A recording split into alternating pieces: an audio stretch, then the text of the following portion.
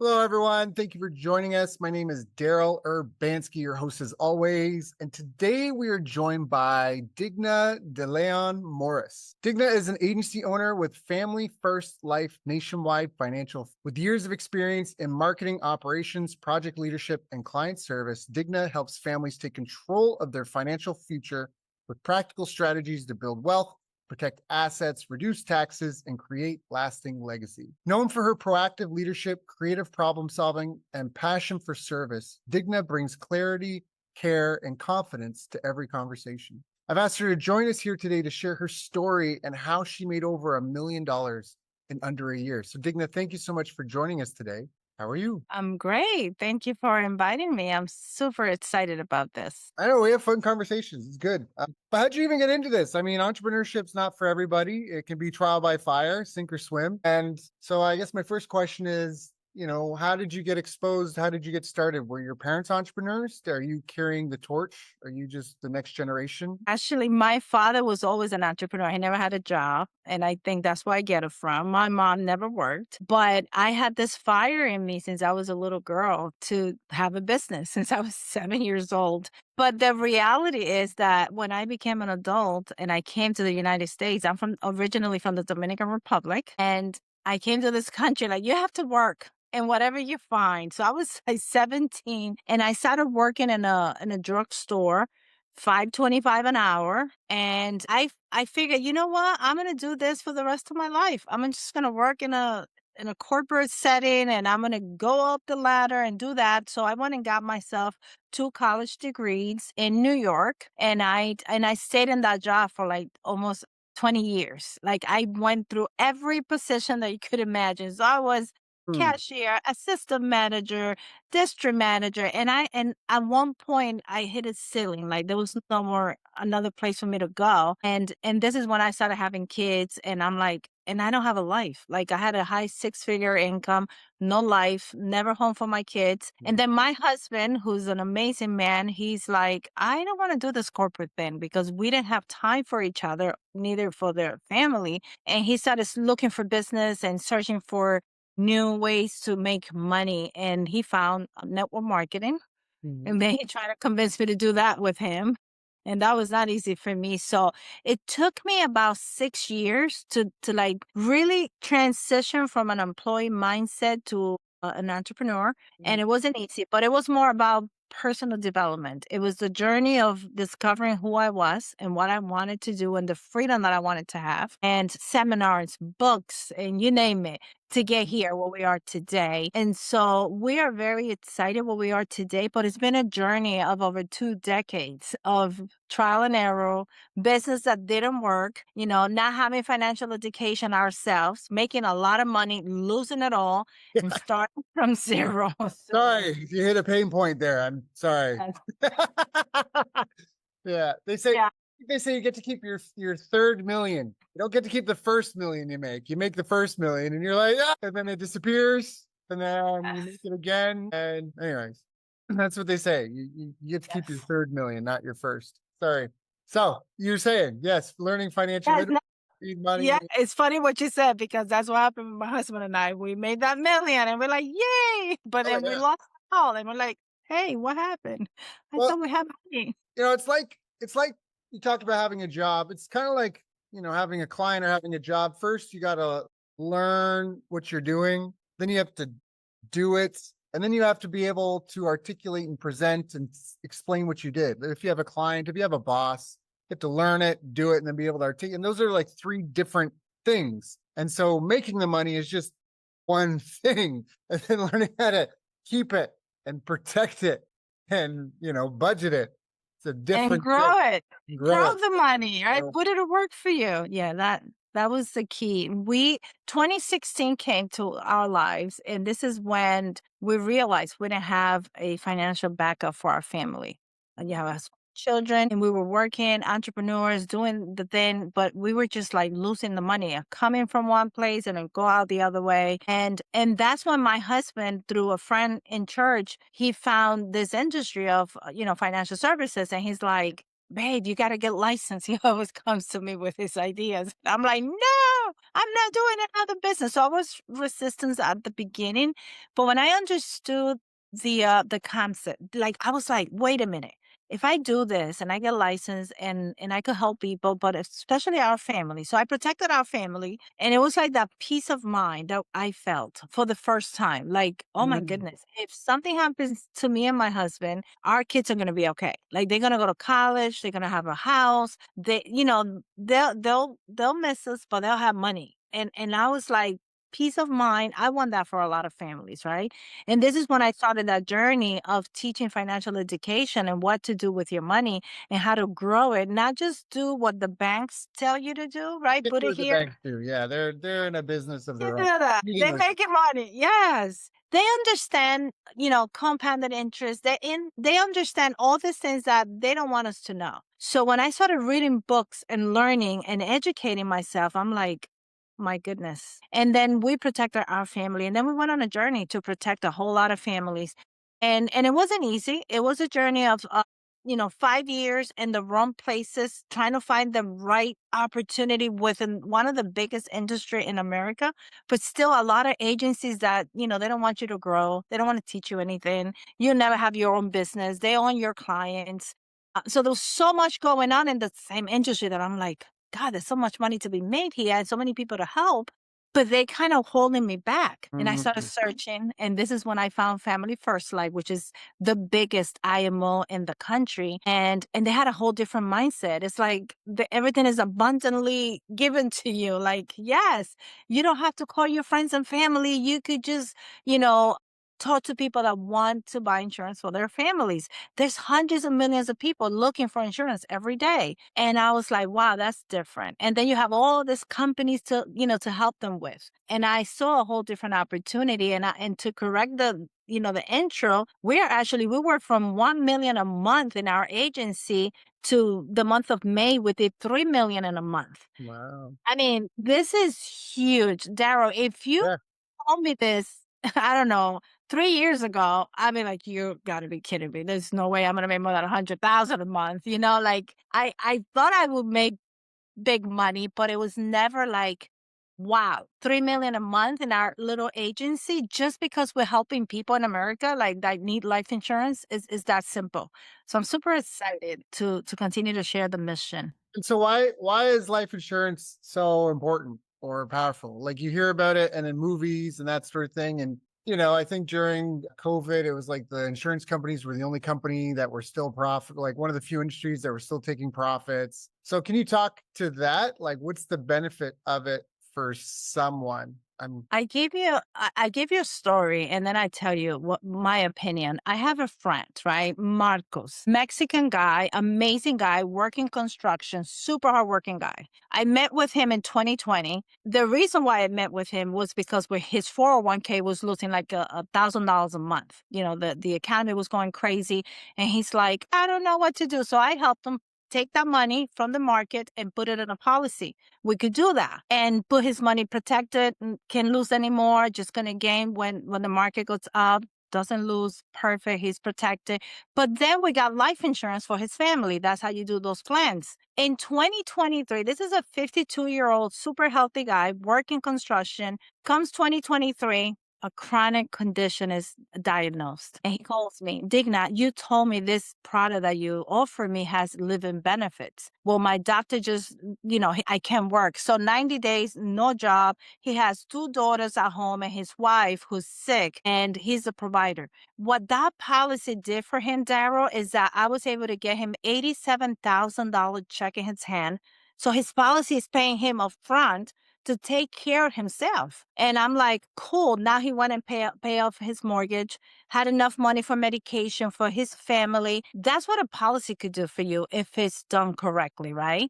But here's what happened. 2025 came and he passed away from that. It was a really bad condition that he had. It was a chronic illness, and slowly he was just going down and down and down. And he passed away in 2025. If you think about the statistics, like I work with a lot of Latino families. The father passes away. He's the one that's earning money in the house. The wife is sick, and there's two daughters in the house. What do you think the numbers are going to show? So that they're not going to have money. They're going to lose their home. I mean, it's going to be a disaster. Instead, I deliver a $650,000 check to those three ladies. Yeah. And now his legacy continues, right? The grandkids that he didn't get to see, they have a future. The daughters are in college. That's the importance of having life insurance, right? And some people don't realize this because right now we are healthy and we are doing our thing, but we don't know about tomorrow. I mean, you could literally walk out of your house, get in your car and drive, and some crazy drunk driver hit you in the wrong place, and you're in a hospital for 3 months. And now what? Yeah. And that's what we do today, Daryl. That's why life insurance is so important. And then we're talking about companies that every single thing that went wrong in this country. I mean, you go back to, when the market went down the first time, you go back to yellow fever, you go back to World War II, III, whatever, and you go back to the pandemic, they still standing. A+ rated companies. They protect the interests of those policyholders because we become owners of the company. They that mutual companies that they protect your money. So now when I look at that, I'm like, why would I give my money to anybody else? Mm. Why? And that's what people don't know. And I'm fighting, educating people all day long. And I'm an advocate for the Latino community. And I know someone in your community, know a Latino, is married to a Latino. I mean, somebody's Latino in the family. I mean, we're like everywhere. I mean, for real. So I just love helping the Latinos. And I tell you why. A lot of Latinos come to this country, millions every single year. And the new wave of Latinos are coming. These are professionals. Like in my team, I have doctors, lawyers. I mean, these people are educated in their countries for political reasons. They have to migrate over here. Now they come here, they don't know the language. Now they have to go do all these crazy jobs, right? Uber, which is not bad. You could do Uber. You could do Amazon. You could do, nannying, cleaning houses. That's all good. But if you were a doctor or a lawyer before and now you got to go do that, it's like, damn. So what I do, I help those people get a license in Spanish a lot of the times. And with that license, I train them from zero to become that professional that they once were and regain their identity and start making real money in this country. Like if they were brain surgeons, imagine that with a license. So that's my passion. That's why I get really excited when I talk about that. But not only for Latino, we do it for anyone, obviously. My husband is in charge and works with the American markets, right? Because he's Irish, Puerto Rican. I'm fully Dominican, and I'm fully Spanish speaking. So I love that part of what we do. Protecting families in America with the best companies. We work with about 30 to 40 companies, the best ones. And the reason being is because I don't ever want to sell something to a client.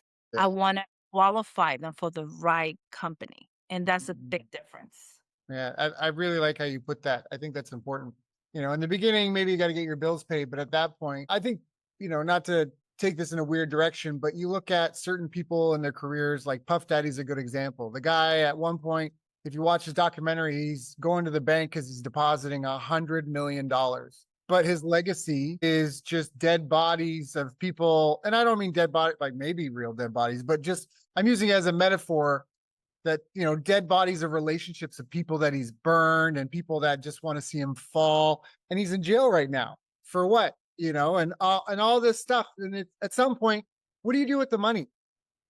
Like, I think this is almost part of what COVID caused our humanity. Every human on the planet stop and pause for a second to be like, what is really like how you make the money matters almost as much, if not more than the money. Actually, it's more than the money. I shouldn't have even hesitated on that.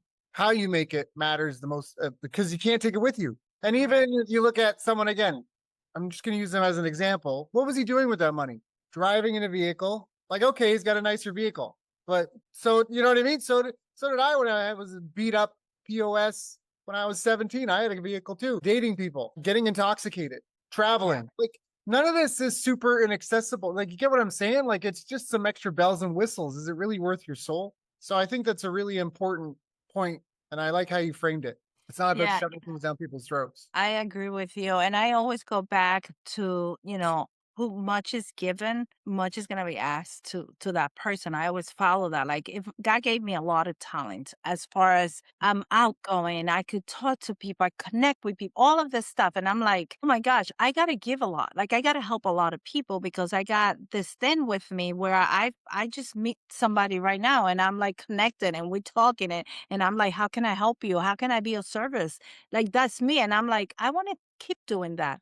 And then I go back to the parable of the talents, and I always use that because, Mm. Can you share that for people that don't know the parable of the talents? yes, absolutely. So, there's 3 people, and they are each given a certain amount of talent. This is a So Bible one is story given people don't know.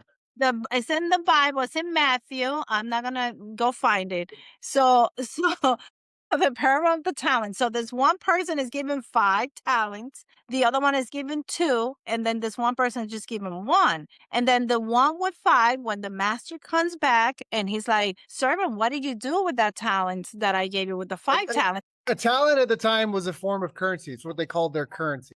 Yeah, it was money at the time. So, hey, I took it and I made it into 10. And now here's 10. Wow, he multiplied. Amazing.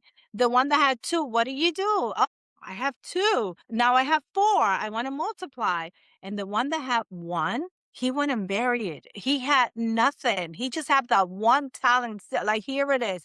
And what did the master do? He's like, oh, you wicked servant. Like, give me yours and I'm going to give it to the one that has 10. And you hear the saying, the rich get richer. Yes, it's in the Bible because it's multiplying his money. And that's what we do with life insurance. If you think about the money, we talk, in what I do, we talk a lot about compounded interest. And it's like taking the money and multiplying your money every single year. But if I take my money, Daryl, and I go spend it in buying me a Ferrari and going to the clubs and whatever people do and just buy me the most expensive thing in the mall, and wow, and I didn't multiply the money and I didn't help anyone with that money, what's the point? So I am big on that. Like I want to help people multiply their money just like we're supposed to do in the Bible. So I want to hear that good and faithful servant, you did the job. You did a great job. You multiplied your talents on earth.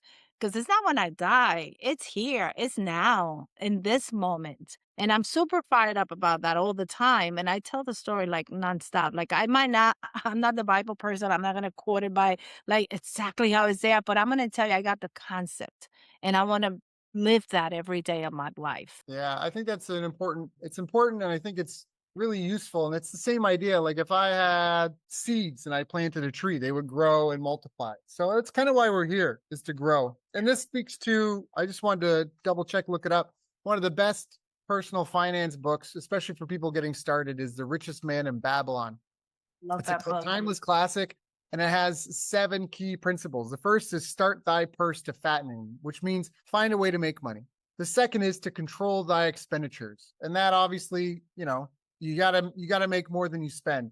That gap is where wealth is created because you have to have money to spend and invest in order to do something with it. So third is make thy gold multiply. Use your money in ways that it grows. And you can do this in a number of different ways. And I think this is a really important. At the start of our call, I was talking about how I'm super excited that I almost have my entire food forest finished. I just have to finish the tilapia pond and a couple other things. And I've got basically a 7-layer food forest like done. I just have to let it grow and go. And part of that was making money. Where do I spend it? I'll buy some plants that I can put in the ground. I planted 750 dragon fruit. That was one strategy. So if something happened to Daryl, my wife and kids would just go, it's cactus. It's a cactus. Forget to water it. Oh no, it's a cactus. And that's how I first got started with that. So it was a way of spending money on things that would grow because those plants for 40 years will produce food. So the money I spent on them, since we had extra space on the land, they'll just produce more money, essentially. Just go pick it. Just go over there, pick it, sell it. So third was make thy gold multiply. Fourth was guard thy treasures from loss. This is different than control thy expenditures because you can have taxes, theft. There's lots of different things that you can have happen. And this is sort of like a feather or a nod towards being proactive with things, right? Fifth is make of thy dwelling a profitable investment. So again, if you're living somewhere, that's a super important one. That's for a lot of people, that's like half their income in some cases, sometimes more. So if making sure you have a great setup for that. My personal philosophy is if you can get to zero cost living, buy something you can pay off.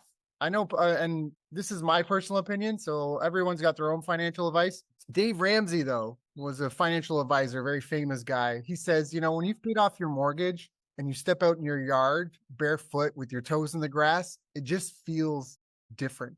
And I'm a big advocate for just buy, even if it's a little rundown shack, buy something you can own so you don't have rent and mortgage to worry about. Get that as soon as you can. Six, ensure a future income.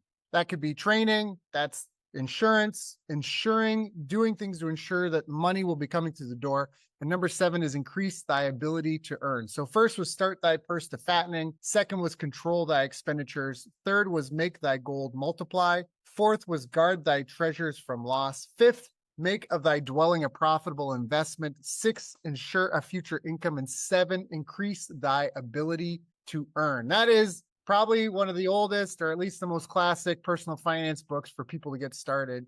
And I think it speaks to kind of what we're talking about here, right? I love that. Jim Rohn, that was the first person that recommended that book to Yeah. us. And God. he's got a financial plan that I'm a huge advocate for. So do you know the 70-10-10-10 plan? I heard this from Jim Rohn. Yes, we actually practice that with our kids. We What? we went to a seminar, and I'm talking 15-year more ago, with T. Harv Eker with his book, Yeah. The Secrets of the Millionaire Mind, and he also teaches the envelopes, and you do the 10%. You give, you save for the future. You do, the expenses got to be less. And right now it's all different for people got it all screwed up. But we're teaching our kids to do that. My kids have a book. When they get money, they're gonna put 10%, they're gonna give away to the church, to whatever they want to give it away. They want to buy something, a new toy, a new game, or whatever. They saving money for that. They have a 10% for that. They have a 10 for if they want to go on a vacation and they want to do something special. They got that money. See, so when we've learned that, one of the things that when the way that T. Harbaker shows that is like put money also for your personal development. Yeah.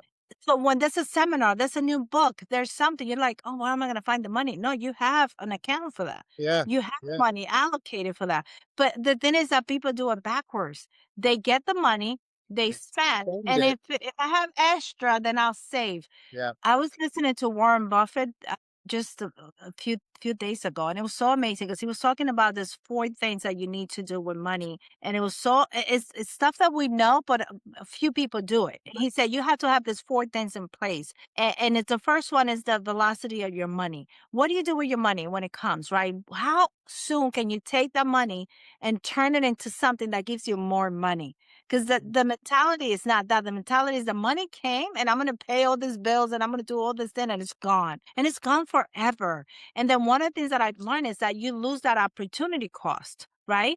And this is how simple that is. What that money is going to be worth in the future. If Yeah. I was getting a 6% return on that money, what would that look like with compounded interest in 20 years? I lost $50,000 of future money because Yeah. I didn't know how to leverage that money when I first had it in my hands and I didn't go and spend it in some nonsense that is gone forever. And then Warren Buffett will say the second one is compounded interest, right? It's simple.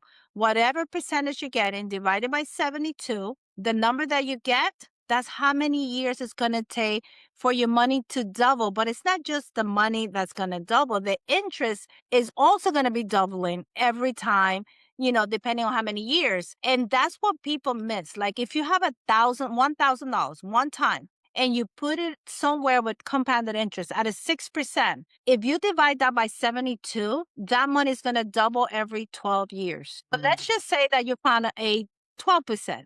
Well, guess what? That money is going to be doubling every 6 year plus the interest. And Right. this is how people create wealth. And most people are not willing to wait. And that's the problem. We want microwave mentality. 30 seconds tomorrow. I want to get rich this year. It takes time. And that's the one thing that I said, time is the number three. You gotta be willing to put something to cook and leave it there and forget that it's there and let it grow with compounded interest and do it automatically. It's not like, okay, I'm gonna do it when no, no, no. You get paid, you pay yourself first. Yeah.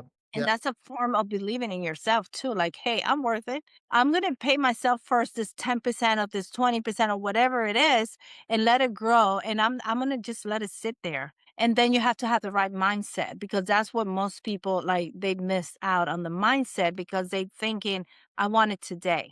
I want to do it. They don't want to wait. Well, there's present, you're right. And something that really helped me was I remember hearing somebody talk about present bank and future bank, and that you want to be constantly making deposits into both. You want to be depositing into your present bank today, but you also want to be making deposits into your future bank. And I think people do this and they understand it with relationships easily. You do things for your friends and family to build that relationship capital. And I don't know T. Harv Ekers, but I know it's Jim Rohn, and there's other ones too. Profit first is another sort of financing philosophy.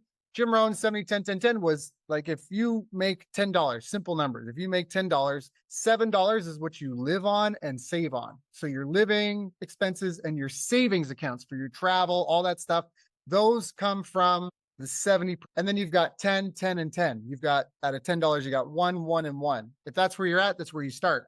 And 1 is active capital. So that's where you're spending money yourself to buy low and sell higher, or you're spending money for your own training, for your own education. You are driving the vehicle, so to speak, on what you're doing with that money to grow it. Active capital. One of the other 10s is passive.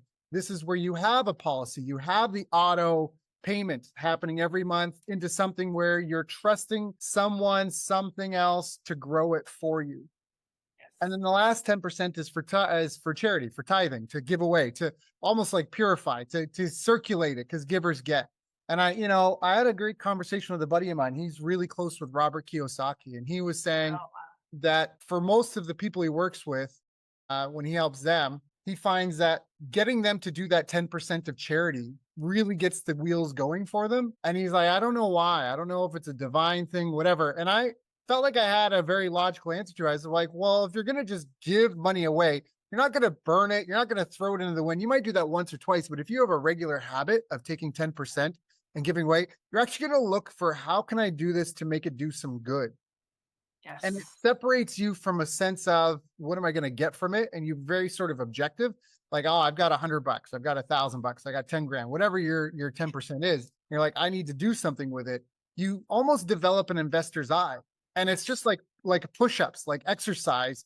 When you do that, you start looking for places to do it. And you also start networking more, and you're doing things and you feel good about yourself. And so it's good for your mental health. It's good for morale. But again, you develop that investor's eye, because listen, I'm giving this away. I worked hard for this. I'm going to give it away, but I don't want to just give it. I don't want to give it to someone they're going to buy drugs and then, be more destitute than they were 10 minutes ago. So you start developing an investor's eye. Whereas when you start off for somebody that's brand new and you're looking at passive, like, what do I do? Do I use Kiva? You're not really sure. It just gets you more repetitions, I feel like, in trying to put that. And profit first was another one we mentioned. That's just another example where you were talking about where you predetermine. So in profit first, the whole concept is exactly what she was saying, is that you have goals that out of my income, this much is for expenses, this much is owner's pay. And you set up your company to be its own entity, because a lot of businesses, the owner's finances are so mixed in with the business's finances. It's beginning the separation or creating the separation. So there's a collection account money goes into, and then it's divided up. And if there's a deficit, your business can qualify for its own loan because it's a separate entity. And so now all of a sudden you're paying yourself a flat salary out of your business. And it's just another way of having a structured plan, because hope is not a strategy. Right? Not at all. And that's one of the things that changed our business to be able to do that. Because when you start get into the millions in income, Yeah. Yeah. you gotta have strategy for taxes, right? So Yeah. because that Uncle Sam is coming heavy on you. And let me tell you, some of the stuff that we've done, like going S corp versus an LL, having a payroll. Our kids, Daryl, this year we have 3 teenagers at home, Yeah. and each of them had a salary. They got paid the max, 15,600 each. And guess what? That's almost $50,000 in tax write-up for us, for our business, but that pays for their school, private school for the kids. They wanna buy anything, well, they have an account where they could get it from, and these are the stuff that people are not talking about, but it's available. If Jeff Bezos or, any of those guys, our president, don't pay taxes, why should I? Yeah. So I need to learn what they're doing and then do it, right? And we have the same opportunity here. And that's the stuff that drives me like every day to teach people those things. Like there's so much you could do when you understand how to play the game because you got to know how to play the game. If Well, not, you just know that's a game being played, you know? there is a game being played. And I think that this is something that's unfortunate, especially in the West. And we're seeing it sort of in the struggle everyone is facing. And that is, the Chinese say you can't keep wealth past three generations because the first one struggles to earn it. And the second one witnessed their parents grind, respects it, preserves it. And the third one only knows luxury and abundance and comfort and is so far removed they squander it. And it's not that anyone's malicious or anything, but what you're talking about is a game being played. And this is a real truth to this. Like the world is not all sunshine and rainbows. The actual philosophy, when you go into the jungle, everything is fighting to survive. Like survival of the fittest is real. And we've achieved dominance on this planet. Yay for us. But the sun's going to come up tomorrow. I'm going to be a day older tomorrow. Like there's a great quote. Every morning in Africa, when the sun comes up, a lion wakes up and it knows it must outrun the slowest gazelle or it will starve. Every morning in Africa, when the sun comes up, a gazelle wakes up and it knows it must outrun the fastest lion or it will be killed. The moral of the story is it doesn't matter if you are a lion or a gazelle. When the sun comes up, you better be running. And what we've been so distracted.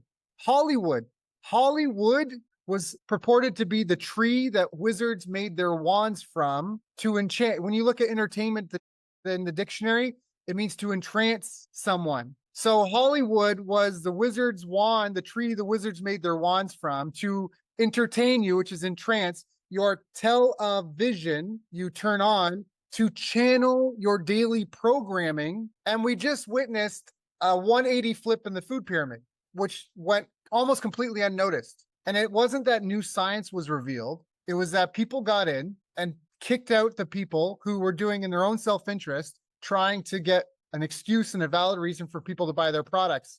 But what it actually did is it institutionalized marching people, school food programs, military rations, people towards disease, illness, death, and sickness, which is very profitable. We've all heard that. There's more profit in sick people than healthy ones. And so what I'm saying here is like people have been distracted. We're in a survival of the fittest scenario, and your life is important to you. And when I look outside, this is I'm on a soapbox right now. I apologize. It's supposed to be your interview, but you're hitting on something like, because money is really important and so many people are struggling. And I feel like I said this and actually got taken down on Facebook for hate speech. I have no issue with pride, like the gay movement stuff. Do what you want to do in bedrooms. I have an issue with a whole month because we have a Mother's Day. Everybody's got a mom. Moms are the most important people. We all have a mom. You need a mom to be here. If you don't have a mom, you're not here. Like you're just not. Right. Mother's Day, Father's Day, Family Day, Independence Day. Most religions have a day. Like Christmas is supposed to be the day that our souls were saved. It's a day. Where's Entrepreneurship Month? Where's Engineering Month? Where's Financial Literacy Month? And then we're wondering like, oh, why are we struggling to survive? Because our focus, we've had such a long run of being a dominant culture on the planet. It's like we lost sight that, hey, there's actually like a race going, there's a game going on and there's rules to play. I'm not saying, abolish pride. I'm saying a whole month. It's just, you can't spend a whole month focused on two of the deadly sins and then be like, why is my life not good how I want it? Like you're spending a whole month focused on lust and pride, like there's a little bit of everything is okay. Sure. I can have some cake after dinner, I but see your passion and I love it. I love it because you're so right about this topic because they put us in front of this TV. Like one of the things I appreciate so much there, and I know you that are there in the farm with all the animals and all the good stuff, is that we learn to be aware right? To be aware is to be alive. To like we read books like by Napoleon Hill, Outwitting the Devil is Well, one that devil. everybody needs to read because that's what the enemy wants us to be. Yeah. In the television, in the, forget about the reality of your life. Don't go and get educated. Just do what they say. And one of the things that we learned early on this journey of being independent and entrepreneurs is get rid of the television. Like we got rid of a television 20 Yeah. years ago. Yes. So yeah, I'm like, and our life changed forever. Like you walk into my living room, any of the bedrooms, there's no TV. We have one TV. TV, no cable, no cable. We watch a family movie. Movies are A okay. true story. Yeah, movie. You got to select which ones, okay? Because there's some crazy Yeah. stuff on. A true Yeah. story, something inspirational, something that you're gonna like get inspired when you see it. So, but most people they wake up to the news. When was the last time you saw someone super fired up after seeing the news? Like Yeah. everybody's dying, everything is coming crazy. I'm like, no, I don't have time for that. I'm reading a book. I'm learning something new. Like right now, I think of people, Daryl, and if people don't have money, protection, they don't have a better life, they don't have a business, it's because they don't want to. Because right now with the AI, with the oh my God, with the intelligence that's out there, you just gotta ask, like, hey, Yeah. I want to do X, Y, and Z, and I know this much. What should I do? And it'll give you a plan. Yeah. So right now, if you get out of the television and the mindset of all that other stuff that's out there taking your attention and Yes. put it back into your life and give value to other people, we could change things around. So Yeah. for me, like I started with my community and I want to change my community. And I want people to make money because I don't care who you are. You need money. I'm sorry. Yeah. That's what God put on earth. And when I read in Genesis that I had dominion over everything that was on earth. He gave us dominion. He didn't say just go there and be miserable. No, no, no. Have an abundance life. I'm Yeah. like, I want that. Yeah. I don't want the other stuff. I'm not signing up for that. Yeah. And this is why I love what I do because when I help someone multiply what God gave them. This is why he didn't put you and not us, but Adam and Eve in a bakery with a pie that only had pieces. He put them in a garden. Can you imagine? Because this is seed that's gonna give you fruits all day, every day. You just gotta keep planting the same seed from the same fruit that you just ate. And You sometimes can you don't even imagine need to plant it. The plant is just going to do its own thing, and you're there. I think of you because you were talking about this before we started, and I'm like, yeah, that's what God wanted for us. He put us in a garden, not in a bakery where the pie is gonna run out and you just gotta go fight for your little piece. No, plant the fruits, like go and build it, help more people, and then see what happens to society. Stop looking at the nonsense. If you go on social media, be a creator, don't be a consumer. Go tell the world the good stuff that's happening. Like this, I mean, I'm so glad you have this community and your program here, your podcast, because you're bringing light. You're helping people think different, and that's what we need. We need more like this. We need more people thinking and talking like you, and bringing people to this channel that are gonna bring light to the world. Because we're supposed to be that the Right. light and souls of the world. But a lot 100%. of us, darkness, man. I'm excited about this. 100%. I mean, we can create whatever we want, right? We turned sand into intelligence. We took sand, made silicone chips for computers, and then made artificial intelligence. We literally turned sand into intelligence. Amazing. All we have is sun, water, fire, earth, wood, metal, and the miracle of life. And in Yes. mixing them in an infinite number of possibilities, we can create whatever we want. Yes. And not everything in the jungle kills you and eats you. Some things Right. just feed on you as long as possible. And so, like we were talking about with the television, I was very fortunate. I learned at a young age because I was on my own paying bills at 17. I didn't have time for a TV, so I never had one. And all of a sudden, I found all this extra time. I think they say the average person with a TV watches something like 4 to 6 hours of TV. I mean, Crazy. 5 days, that's 30 hours. I remember I played Final Fantasy VII when I was a kid. It's a role playing game. It took 80 hours to beat. And I beat it once and whatever. And my younger brother beat it 2, 3 times. I remember at the time I was just starting working. And in my mind, I'm like, do you know how much money that you would have had right now? Yes. When you produce something, you create. We're here to create. You create something and now you can trade for that and get value. But when you consume, you lose stuff. So if you're just consuming nonstop, you're not creating. So you're not expressing your inner spark in a lot of ways. And you're missing out on your opportunity to help and produce and give something back. this is something, I'm so sorry because it's supposed to be your interview, but this is where I feel like the education systems really failed us. The education should be teaching people to develop a superpower skill as a small business owner, because now you have something to trade with other people. And maybe you don't need to be a business owner. Maybe you need to be a specialist and work in someone else's business. Okay. But the next step is what I was talking about before.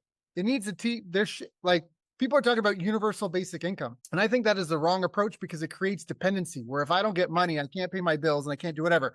What if everybody had a plot of land? And what if everybody had a house? And what if everybody had spare solar panels? And what if everybody had, or if there were classes available on how, like, I live in the Philippines right now, and I was really shocked here that in a lot of subdivisions, like normal subdivision, it's not uncommon. It's not, everybody doesn't do this, but it's not uncommon to see someone with 3, 4 chickens running around their yard. They don't feed them. They don't do anything. They go eat the bugs and the caterpillars and the ants, and they scratch the ground and find a worm and they eat it. And guess what? One chicken gives you 5, 6 eggs a week. So they have 3 chickens. They do nothing to feed them, and they get 5, 6 eggs per chicken a week. And I'm like, if I had a piece of land, like I'm 43 at the time of this recording, if I was 19 and I was given a piece of land and a house with solar panels and a rainwater barrel, and I was like, hey, Daryl, here's a couple of chickens if you want them, or here's some classes on how to grow blank. Now, all of a sudden, because 80% of what people are making, they're spending on food, power, water, and shelter. Yeah. And that's why I said at the beginning, if you can, richest man of Babylon, if you can make of thy dwelling a profitable investment, some way, shape, or form, all of a sudden, now it's like in the early days of having a business, my buddy and I had said roof and ramen. If I have a roof over my head and I've got hot cup of noodles so I don't die of starvation, the rest of it is a game. And that's where I feel like we've got, anyways, we're on such a sidebar, but that's why learning financial literacy, learning where do you take your money and how do you invest it, this is super important. It's not grim, but it's serious because you're trading a part of your life for money. And if you're Jim Rohn has this great thing where people, you ask them like, where's the money go? And they're like, oh, I don't know. And they're like, what do you don't know where your money goes? Well, let's put you in charge of the world. Yeah. Like you have to know when the numbers are small. Yes. That's how you get the responsibility, like you said, with the talents. If you know, yes, you have to. And going back to that, because like you said, right? So we got to tell the money where to go. If not, the money's the master, right? Is the terrible master. You got to tell the money where to go. And when I think about life insurance, talking about the food industry and how crazy things are, people, I mean, you go to the doctor and the first thing they're going to give you a medication for the rest of your life. Okay. I worked in pharmacy for 22 years and I'm so glad I'm not there anymore. yep, I like left that world and I'm an entrepreneur and I help people today because when I think about this, Daryl, I looked at numbers. Out of 10 people in America, 2 will be diagnosed with cancer. Out of 10, 5 already have either diabetes or they have medication for diabetes or they have a high blood pressure. Can you imagine? 50%. It's ridiculous right now. And then if you think about the numbers, like at least 14% of 65-year-old of older going to be diagnosed with Alzheimer. And when you think about those numbers, I was looking at those numbers and I'm like, I got to research more on this because this is why I love what I do because it's going to happen, right? If you don't do something like what you did, you went to the country and you're doing this beautiful life, or you take care of yourself now instead of waking up to the news, go take a walk, get some vitamin D with the sun, eat something healthy. Don't cook at home like I do. I like to cook my meals or have somebody to help me if I'm working. But the problem is that most people don't have a plan if they diagnose with cancer or die or any of those conditions, right? Or if they get Alzheimer's disease. Now what happens? Somebody's got to pay for that. Somebody got to take care of you. Now, what happens to the household? You're going to lose your home. This is why the plans that we set with our index universal life policies that have those living benefits is to protect people so they have a policy in place. And if something like that will happen or happens at any point, you have a protection. You don't have to go to your savings. You don't have to get, whatever you have for retirement. You have a policy that's going to back you up and give you up to 80% of that money now. So you could go ahead and take care of yourself and don't, the family's going to be in trouble. Who's going to pay the bills? You think AT&T is not going to send you the bill? This is one thing I tell people. Whenever something happened in a household, whether you get sick, disabled, you have an accident, somebody passes away. Well, AT&T, whoever company, the mortgage company, the water company, everybody's going to come looking for a check. Like, pay me or you won't have my services. Guess who's going to come in with a check? We are. Yep. You're the only company, the only person that person that did that policy for you will bring a check to your family. It's gonna bring financial peace. In that time when you like everything's going crazy, the emotions are crazy, you think people want to go to work? No. But some people have to do it. And this is why we have so much mental health problems in America because people are dealing with this stuff and they got to go to work the next day and somebody just passed away People or working somebody two jobs sick. just to be able to pay the bills so they can keep working those two jobs. So when someone's thinking about a Yes. policy, because I know I had insurance, so I had my martial arts school. I got really upset because I remember I thought I was fully insured, and then I called about something, not because anything happened, but it was like when I think it was winter time. No, I was running a martial arts school or something like that, and I remember I called and it was about renewing my policy, and I had a student get injured. It was martial arts, and it wasn't a big. It was just like a normal bread and butter thing, and there was no issue with the client. Like it wasn't like I was under any fire, but I remember they were talking about renewing and I asked about something like that. And they said, oh, you're not covered for that. Like I forget what it was, but I was just infuriated because I've been paying them for 2 years. And I'm like, what do you mean? Like that sort of injury happens all the time. Like I'm dealing with people punching other people in the face. Like this is the nature of the beast. Someone's gonna get a bloody nose. And you're telling me I'm not insured for a bloody nose?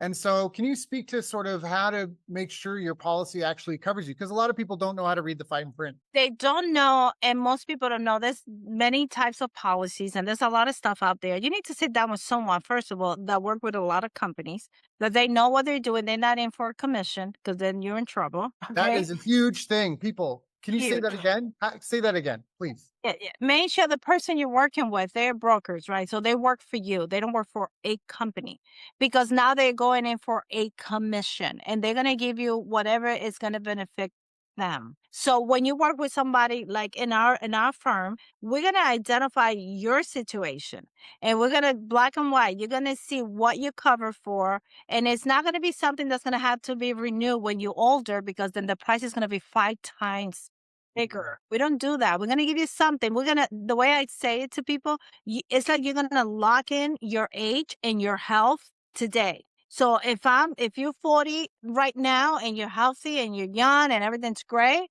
but at 50 you have all these issues going on. Guess what? Your price is not going up because I did it when I was healthy and young. And those are the things that you got to sit down with someone that knows what they're doing. There's a lot of bad policies out there. I sit down sometimes with people at 70 and they pay for something for 30 years and now they have nothing, but they had a heart attack. They don't qualify for anything and they paid $30,000 into a policy that now is no good. And Yeah, you don't yeah, that's qualify a for huge anything. So problem. educating them on the products, that's what we do. And I love anyone in your community that want to sit down with a free consultation. That's what we do. We like to show you, let me show you what's available to you and your family Mm, because a lot of people won't do that. They want to get paid. No, I don't care about that right now. I want to protect your family. I want to show you what's available. And if you even qualify for this, because some people don't qualify. And that's what you need to find out. What do I qualify for? And what do I actually need? I'm not going to tell you, well, you need this, this. No, no, no, no, no. Let's look at your numbers. Let's see how many kids you have. What's the plan for the future? What do you want? Maybe I want to go to the Philippines when I'm when yeah, I'm 55, 60, and I don't need, $100,000 a month. I could be fine with 20,000, maybe 10,000.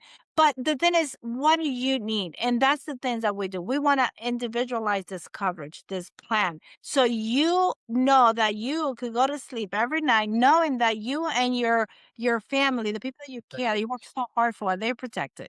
yeah. And I want to do that for people every day of my life. And I have a team of hundreds of agents, and we work virtual the entire country. We're not limited to one location.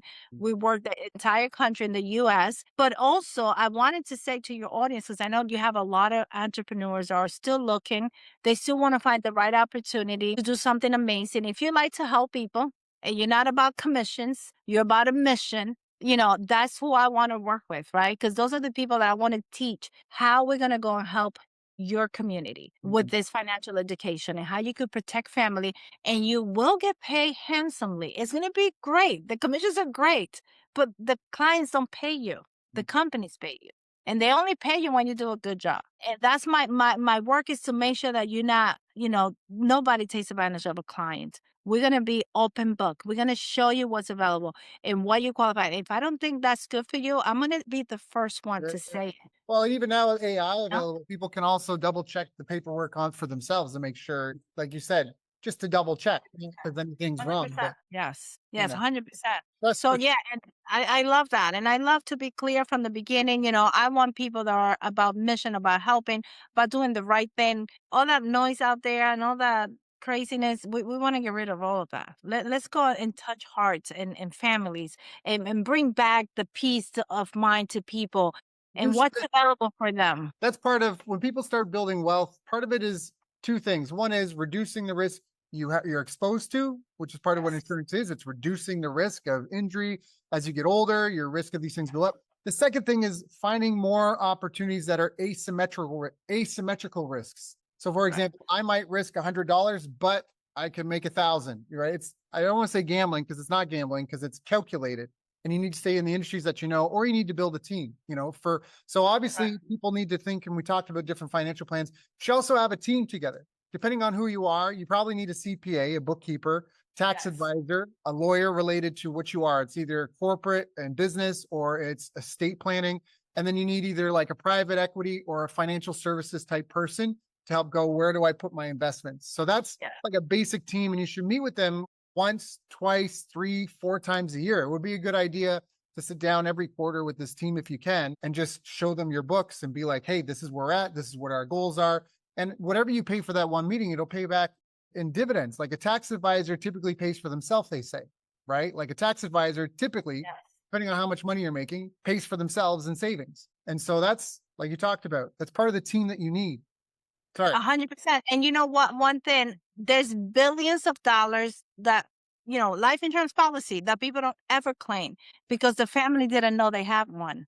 And that's one of the main things I do. Like when I help a client, when any in my firm helps a client, we want to make sure there's communication. We know who to call. They know who to call. They know what they have, what company, who's a beneficiary. We're going to talk to them. We're going to show them what they got available because there's a lot of people out there. They'll do a policy. They'll do this. They'll have a bunch of stuff and nobody knows about it.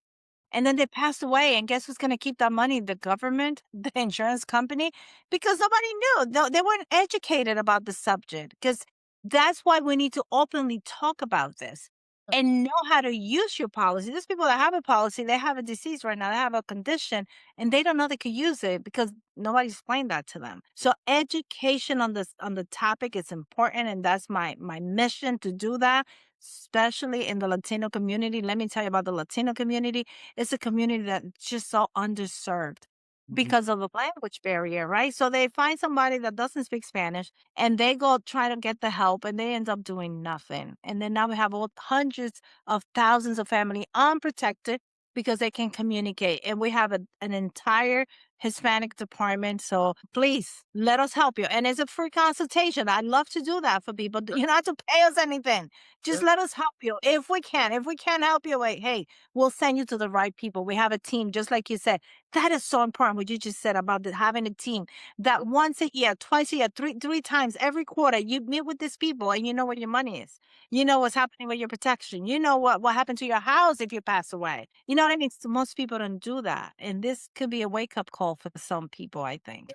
Oh, 100%, 100%. If people have questions, if they want to learn no more, they want to learn about how to help people through financial services by having their own business in that field, or if they just want to find out about themselves for policy, what are some of the best ways for them to get in touch? Absolutely. So Digna Deleon-Morris, that's my name, and all social media. Please, I'm very active on Instagram.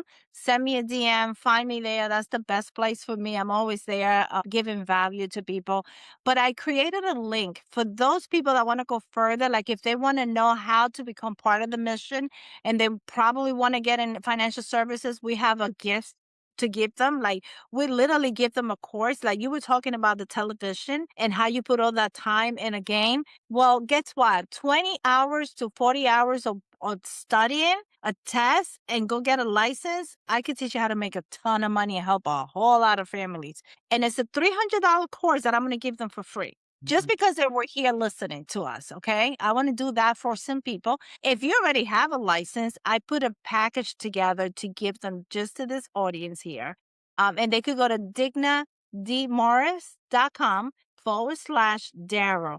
And the reason being is because that's a special gift I put together for your audience.